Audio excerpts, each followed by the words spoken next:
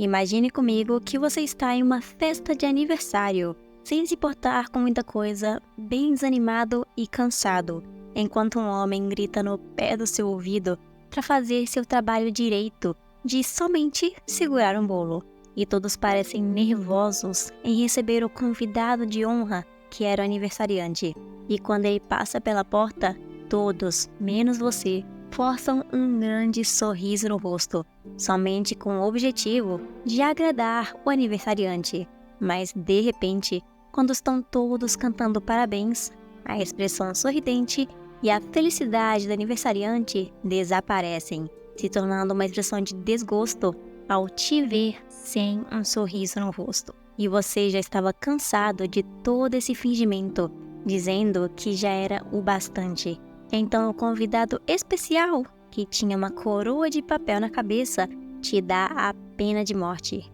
E mesmo tudo parecendo uma brincadeira, no dia seguinte, você está morto de uma forma totalmente misteriosa, onde até mesmo as pessoas pensam que foi um pequeno acidente. Esse é o começo do mangá de horror Grimace, e o motivo de eu estar falando sobre ele aqui agora é que ele foi um mangá tão odiado e tão mal falado pelos fãs, ele foi cancelado com somente 5 volumes. E nem mesmo os tradutores, que fazem de fã para fã, quiseram terminar de traduzir até onde estava disponível, resultando em apenas 5 capítulos disponíveis em outras línguas que não é a nossa. Mas será se esse mangá de horror é assim tão ruim a ponto de ser cancelado? Vocês vão ter que me dizer o veredito depois desse vídeo. Esse mangá conta a história de uma pequena família feliz, de um casal e mais 2 filhos, uma adolescente e uma criança,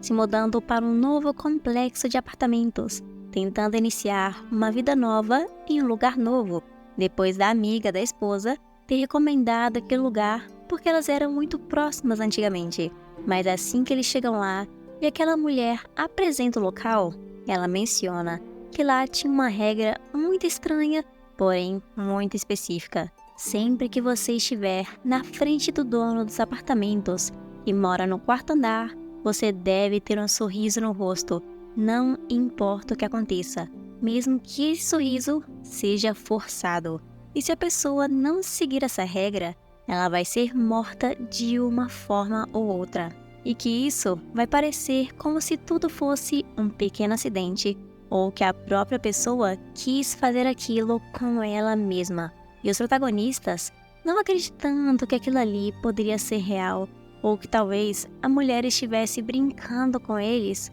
descobrem a verdade da pior forma possível. No começo desse vídeo, eu pedi para vocês imaginarem aquela situação. E agora, no capítulo, mostra esse mesmo homem que morreu de uma forma misteriosa, caído no meio da rua, depois de pular de cima do prédio, sendo que as pessoas ali sabem que ele não queria fazer isso e que não foi um simples acidente. E, obviamente, ninguém acreditaria em algo assim tão absurdo, realmente pensando que isso era só uma coincidência, porque não tinha como um simples sorriso para o dono dos apartamentos importar tanto assim. Mas um tempo depois, quando a família realmente conhece pessoalmente o dono desses apartamentos, ele mesmo menciona essa regra de uma forma bem estrita, como um experimento para espalhar a gentileza no prédio, onde todos devem estar sorrindo para ficarem mais felizes. Mas então os membros da família dos protagonistas se recusam a seguir essa regra e até reclamam dela. E por causa disso, naquela mesma noite, todos da família, menos o filho mais novo, estavam sendo enforcados na sacada como se eles estivessem fazendo isso. E o filho mais novo só não estava ali porque ele por acaso conseguiu seguir as regras, pensando que um sorriso seria bom para evitar confusões. E o pai, por pouco, conseguiu escapar e se esforçou para salvar todos da sua família antes que fosse tarde demais. Percebendo então o verdadeiro perigo que eles corriam por estar dentro daquele apartamento. E por conta desse poder e dessa influência que o dono tinha ali, ele podia fazer tudo o que ele quisesse por conta do medo que ele colocava em todas as pessoas que já tinham conhecimento de que se acontecesse alguma coisa lá e eles não seguissem as regras, suas famílias poderiam ser colocadas em perigo. E o dono usava isso como uma vantagem, incluindo para usar a filha de outras famílias que moravam ali para se divertir à noite, se é que me entendem. E para isso, ele também humilha a família principal de todas as maneiras possíveis, enquanto todos também são obrigados a forçar um sorriso macabro na frente daquele homem, sem nenhuma outra escolha a não ser aceitar o seu agora destino. E vocês podem estar se perguntando, por que eles não fogem desse apartamento? Por que eles não se mudam? Ou se não era só sair do apartamento e ir para outro lugar, fugindo dali? Mas se fosse assim, realmente tão fácil, eles não estariam num verdadeiro mangá de horror. Porque quando essa família principal planeja escapar do apartamento e ir de carro para outro lugar, provavelmente também no lugar onde eles moravam antes, além do dono já estar esperando lá fora,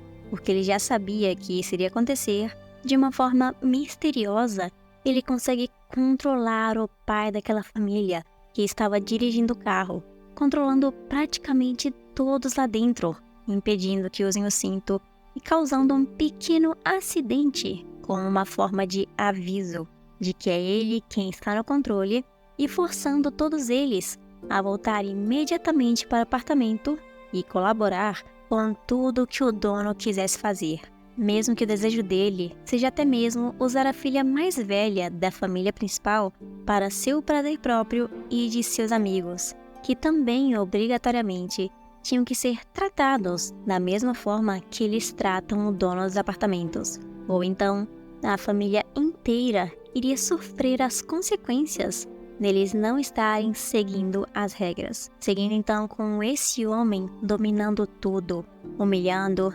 desprezando e tratando os protagonistas como nada além de escravos que devem seguir suas ordens ao pé da letra, tudo para que possam sobreviver a esse poder misterioso que o dono dos apartamentos tem, de manipular a morte de todos que ele queria, sem nem mesmo precisar sair do lugar onde ele estava. E o dono desses apartamentos ainda mantém sua identidade escondida, onde ninguém sabe o nome dele e age exatamente como uma criança mimada e quer controlar tudo e todos, mesmo que antes disso ele tivesse uma intenção boa por trás de tudo, mas ainda se tornando um psicopata controlador que força a todos a seguirem suas próprias ordens. Mas o maior problema desse mangá e da recepção ter sido assim tão ruim no público-alvo deles é que esse mangá rapidamente parte para a direção de violência e humilhação constante, principalmente com mulheres, de uma forma bem desnecessária, e de que desse momento em diante, quando a família concorda com todas as regras do dono, até onde eu fui capaz de ler, eles não fazem mais nada além de colaborar com as escolhas do dono e ter experiências traumáticas como recompensa, fazendo o mangá não ser assim tão profundo como talvez ele poderia ser. E foi exatamente isso que fez as pessoas meio que não gostarem tanto assim desse mangá e dele ser cancelado antes de ter volumes o suficiente, dando a oportunidade de outros mangás terem essa oportunidade de ter um espaço a mais, substituindo o Grimace. Porém, eu acredito que a premissa desse mangá de horror era uma das mais interessantes que eu já li, de uma família que está presa, tentando escapar desse prédio,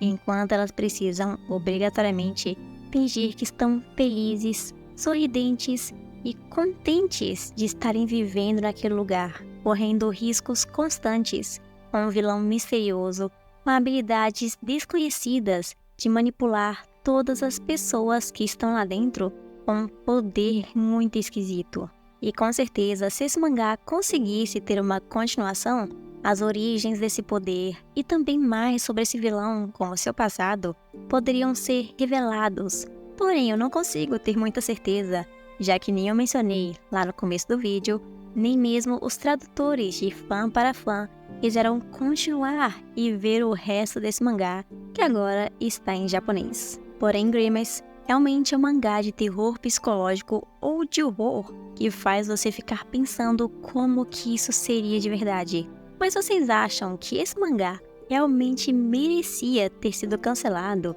dessa forma que foi, de uma maneira tão abrupta, que ainda tinha pelo menos uma oportunidade de continuar e talvez se tornar melhor e maior ainda? Deixa aqui embaixo nos comentários suas opiniões e tudo o que vocês acharam desse mangá de horror, que eu pretendo trazer ainda mais vídeos desse mesmo conteúdo e recomendar outros mangás cada vez mais interessantes.